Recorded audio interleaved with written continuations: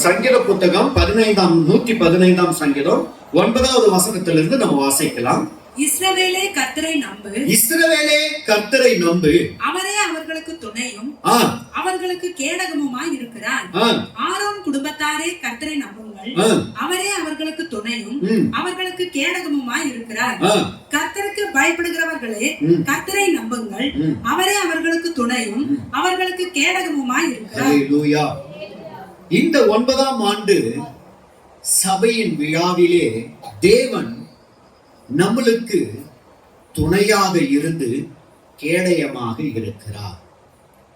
உனக்கு பக்கபலமாக இருக்கிறேன், உனக்கு பாதுகாப்பாகவும் இருக்கிறேன், உன் கூடவே இருக்கிறேன், உனக்கு முன்பாக நான் ஒரு பாதுகாப்பாகவும் இருக்கிறேன்.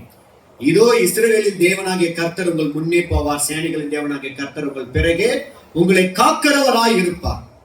அப்போ யார் இஸ்ரவேலர், யார் கர்த்தரை நம்பணும், யார் அந்த இஸ்ரவேலர்கள்னா கர்த்தருடைய வசனத்தை கேட்டு அந்த வசனத்தை கை கொள்ளுகிறவர்கள் எல்லாம் இஸ்ரவேலர்கள்.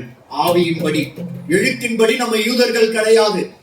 எழுத்தின்படி மாம்சத்தின்படி நம்ம இஸ்ரவேல் தேசத்துல பிறக்கல, யூத கோத்திரத்திலையும் பிறக்கல. ஆமென்.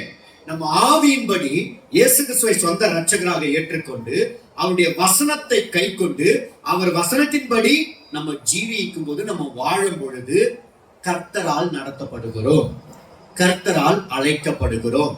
தேவனால் அழைக்கப்படுகிறவர்கள், தேவனால் நடத்தப்படுகிறவர்களுக்கு தான் தேவன் இஸ்ரவேல் என்று பெயரிட்டார். முதலாவது அந்த பெயரை யாக்கோபுக்கு தேவன் கட்டளை அந்த பெயரை கொடுத்தார். ஏன்னா பேர் ரொம்ப முக்கியம். அதனால்தான் அப்ராமை தேவன் ஆபிரகாம் என்று மாற்றினார், சாராயை தேவன் சாராள் என்று மாற்றினார். அல்லேலூயா. யாக்கோபு கர்த்தர் இஸ்ரவேல் என்று பெயர் மாற்றினார். பெயர் எப்படியோ அப்படியே ஆசீர்வாதம் உண்டாகும். நீ இஸ்ரவேலனாய் இருப்பாயானால் கர்த்தரை நம்புவாய். நீ கர்த்தரை நம்புவாயானால் கர்த்தர் உனக்கு கேடகமும் உனக்கு துணையுமாய் இருப்பார். ஆமென்.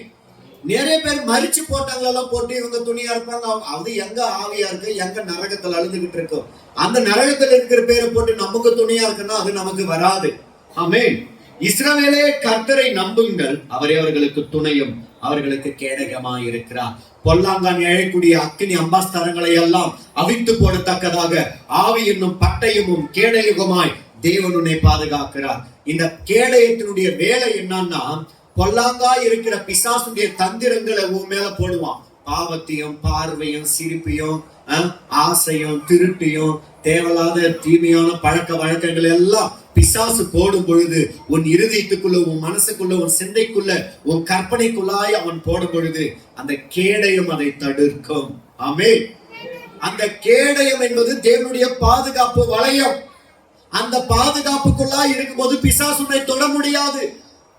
அதுதான் யோபுவை பார்த்து பிசாசு தேவனிடத்தில் சொல்லுகிறான், என் தாசனாகிய யோபுவை பார்த்தாயா, உத்தமனும் தேவனுக்கு பயந்தவனும் சன்மார்க்கனும் பூமியில் அவனை போல வேறு ஒருவன் இல்லை என்பது பிசாசு சொல்லுகிறான், அவனுக்கு உண்டான எல்லாவற்றை நீர் வேல் எடுத்து பாதுகாத்து இருக்கிறீர்.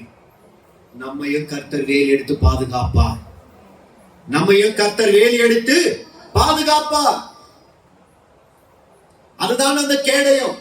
இன்னைக்கு எத்தனை குடும்பங்கள் சீரழிஞ்சு இருக்குது தெரியுமா? பாதுகாப்பு இல்ல, ஒரு அடைக்கலம் இல்ல, ஒரு வழி நடத்துது இல்ல, ஒரு குடும்பத்துல தலைவன் பொறுப்பா இல்ல. கொற்றவன் எப்படியோ அப்படியே குடிமக்களும். குடும்ப தலைவன் குடிகாரன், குடும்பம் குடிகார குடும்பம் தான். குடும்பத்துல இருக்கிறவன் கெட்ட வார்த்தை பேசுறவன் அந்த குடும்பம் கெட்ட குடும்பம் தான். பிள்ளைகள் இங்கிலீஷ்ல பேசுவாங்க, அப்பா தமிழ் கெட்ட வார்த்தை பேசும் பொழுது no no no daddy the bad language you shut up your mouth அப்படின்னுட்டு அப்படி சொல்லுவாங்க. அப்போ மீண்டும் சொல்றாரு, ஆரோன் குடும்பத்தாரே. இப்போ இஸ்ரவேல் என்பது யாருன்னாக்கா, கர்த்தருடைய வசனத்தை கேட்டு அந்த வசனத்துக்கு கீழ்ப்படிந்து அதை பின்பற்றுகிறவர்கள் எல்லாம் இஸ்ரவேலர்கள். கர்த்தருடைய வசனத்தை பின்பற்றுகிற நீ கர்த்தரை நம்புவாயானால் உனக்கு துணையாக, உனக்கு கேடகமாக இருப்பார். உத்தமனுக்கு கர்த்தர் துணையாய் இருப்பார். அல்லேலூயா, அல்லேலூயா. இரண்டாவது சப்ஜெக்ட பார்க்கிறோம், ஆரோன் குடும்பத்தாரே. யார் இவர்கள்? ஆரோன் யாருன்னா, தேவனால் சபையில பிரதிஷ்டை பண்ணப்பட்ட ஊழியக்காரன். அவனை கர்த்தர் அபிஷேகிக்கும் போது அந்த அபிஷேகம் அவன் தலையில இறங்கி, அவன் தாடியில இறங்கி, அவன் அங்கியில இறங்கினது. அல்லேலூயா. அப்படி என்றால் என்ன பொருள்னா, அபிஷேகம் எப்பவுமே மாம்சத்தை தொடாது. அபிஷேகம் எப்பவுமே மாம்சத்தை தொடாது. ஆரோன் தேவனால் அழைக்கப்பட்டவன், கனமான ஊழியத்தை செய்யும்படி ஆரோன் தேவனால் அழைக்கப்பட்டவன். அந்த ஆரோனை பார்த்து கர்த்தர் சொல்லுகிறார், அல்லது அப்பேற்பட்ட அபிஷேகத்தை பெற்றவர்களை பார்த்து இந்த வேதம் சொல்லுகிறது, அப்பேற்பட்ட அழைப்பை பெற்றவர்களை பார்த்து இந்த சத்தியம் சொல்லுகிறது, ஆரோன் அவன் குடும்பமாய் குடும்பத்தாரே கர்த்தரை நம்புங்கள். இன்னைக்கு நம்புறதுதான் பெரிய பிரச்சனையா இருக்கு. கேட்டா நம்பிக்கை தான் வாழ்க்கை தான் நம்பிக்கை. கர்த்தரை நம்ப மாட்டான். ஒரு சின்ன விபத்தாச்சு கூட 108 தான் போன் பண்ணுவாங்க, ஆண்டவரே இந்த ஆத்மாவை காப்பாத்த ஜெபிக்க மாட்டாங்க. ஹல்லேலூயா. அப்ப கர்த்தருடைய வேத வசனம், ஆரோன் தேவனால் அழைக்கப்பட்ட ஊழியக்காரர்கள் கர்த்தரை தான் நம்பணுமே தவிர தேவ சபையோ கர்த்தர் கொடுத்த விசுவாசிகளை நம்ப கூடாது. ஆமென். என்னை போஷிக்கிறவர்கள் விசுவாசிகள் தான். ஆனா யார் மூலியமா போஷிக்கிறார்கள்? கர்த்தர் உங்கள் இருதயத்தில் ஏவி அவர்கள் கொண்டு வந்து கொடுத்து போஷிக்கிறார்கள்.